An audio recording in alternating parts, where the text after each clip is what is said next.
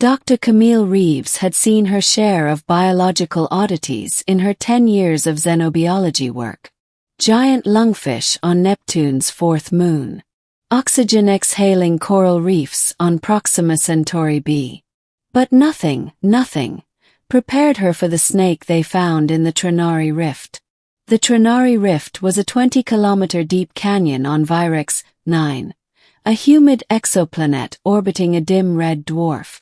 Rich in lifeforms, the rift was notoriously dangerous, riddled with razor flora, carnivorous fogs, and electromagnetic interference that made drones useless. That's why the UN Colonial Science Division paid hazard bonuses just to walk the edge of it. Camille wasn't supposed to go down there. No one was. But the local Keltari miners had reported seeing something slithering, something wrong. A creature that shimmered like glass and vanished when you blinked. Curiosity was the knife that carved every scientist's grave.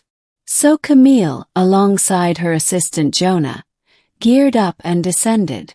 For 72 hours they crawled, scanned, recorded, and dodged death. Nothing turned up until the third night.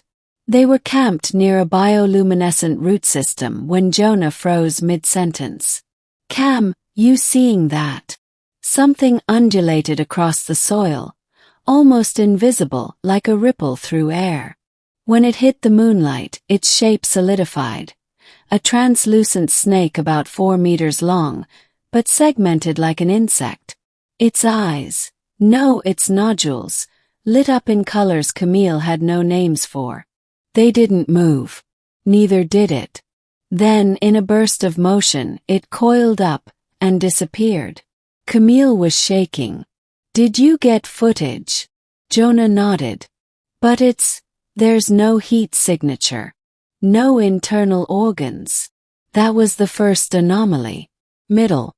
Back at their orbital lab, Camille ran every scan she could. EM spectrometry, sonar imaging, low-frequency X-rays. Nothing helped. The creature's image showed up in visible light and ultraviolet, but was absent in thermal, magnetic, and biochemical analysis. "It's like it's not even alive," Camille muttered, staring at the footage frame by frame. Jonah frowned. "Or like it's alive, but not by any rules we understand." The footage went viral inside the UN scientific network. Within hours, Camille's inbox was flooded. Biologists, physicists, AI researchers. Everyone wanted access. None could make sense of it. A month later, a second sighting occurred, this time at the surface. A survey drone caught the creature writhing near a geothermal vent. And this time they retrieved skin residue. Camille had it flown straight to her lab. Under the microscope, the skin, if that's what it was, revealed crystalline lattice structures fused with carbon nanotubes. No cells. No DNA. No lipids or proteins. Yet when she stimulated it with low voltage, it twitched. "Jonah, this thing reacts to electricity. Not just electricity. To thought." Camille had worn a neural sync headset to map her reactions. The moment she focused on the sample, thinking about pain, it flinched. When she thought about comfort, it elongated slightly. They were silent for a long time. "Cam," Jonah said carefully, "what if it's not a snake?" "You mean like a machine?" "No. I mean, what if it's a nerve?" She blinked. "A nerve? What if this isn't a creature at all, but a part of something? A single part of a larger anatomy, one so vast or complex we can't comprehend it." That night Camille didn't sleep. She studied the footage, slowing it down to milliseconds, tracing how the snake moved. The segments didn't flex like vertebrae. They glided, interlaced like smart fibers. She realized Jonah might be right. But the implications chilled her blood. It wasn't a creature. It was a living system. Maybe even a synapse. 2 weeks later, the third encounter changed everything. The orbital telescope picked up rhythmic distortions in the soil near the rift, identical to EEG waveforms. Giant slow undulations. A repeating signal. Almost like thought. Camille decoded part of the waveform. You see me now. Her stomach flipped. Could it be communicating? The council called an emergency meeting. Camille presented her findings. The snake, if you could call it that, wasn't a species. It was an appendage of something buried deep in the planet's crust. Something that hadn't moved in millennia. Till now. The UN authorized a deep drill mission. Camille volunteered to lead it.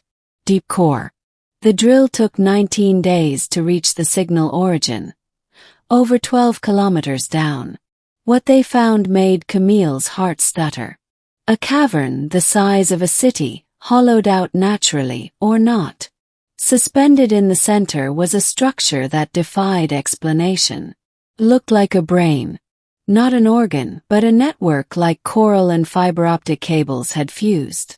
Dozens of the same snakes coiled and drifted around it, linking it to the cavern walls. And in the center, crystalline core pulsing faintly. Jonah stared at it. This is it. The whole thing, it's an entity. Camille approached the core with the NeuralSync headset on. The moment she stepped closer, the core glowed. Faster, more intensely.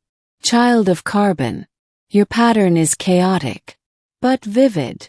The words weren't spoken. They were imposed in her mind, not as sound, but as understanding. Not translated. Understood. Camille fell to her knees. Are you alive? The pulse quickened. Yes, but not as you define it. I am the archive. My mind is distributed. My thoughts are limbs. You're not a snake. I am an organ. Of the architect. She dreams through me. Camille's voice trembled. Who's the architect? No reply. The snakes, now hundreds, began converging on Camille and Jonah. They didn't strike. They wrapped around them. Light flowed through their skin. Camille's vision filled with images. Stars she'd never seen. Cities built into asteroids. Alien creatures kneeling before a crystal. And then war. Fire. Silence. The last image was a creature shaped like a human, but 10 times larger, curled around the archive, whispering to it. Camille pulled off the headset, gasping. Jonah was crying. We're standing inside a memory. Ending. The UN declared the entire planet off-limits the next day. The entity, now called the Virex mind, was deemed too dangerous to interact with further. But Camille couldn't stay away. She returned secretly, alone, into the cavern. The snakes no longer appeared threatening. They moved aside, letting her approach the archive core again. This time she didn't ask questions. She simply listened. You dream in fire, it said. You burn your way into understanding. Camille smiled through tears. Then teach me another way. What followed couldn't be recorded. The snakes linked to her spine, her neck, her fingertips. She felt no pain, only merging. Her mind split across light, sound, shape. She saw Earth as a child's drawing. She saw time like a spiral. And she saw the architect. She wasn't human, but she was familiar. Because her body, her anatomy, was built like human anatomy, only inverted. Her veins weren't conduits for blood, but for light. Her brain didn't command, it received. And the snakes. They were fragments of her nervous system, each one a thought, a memory, a word. Camille understood finally. The so-called snake wasn't alien at all. It was language. And it had been waiting to be read. She returned to orbit days later, eyes changed, glowing faintly. Jonah was the first to greet her. Cam, what did it tell you?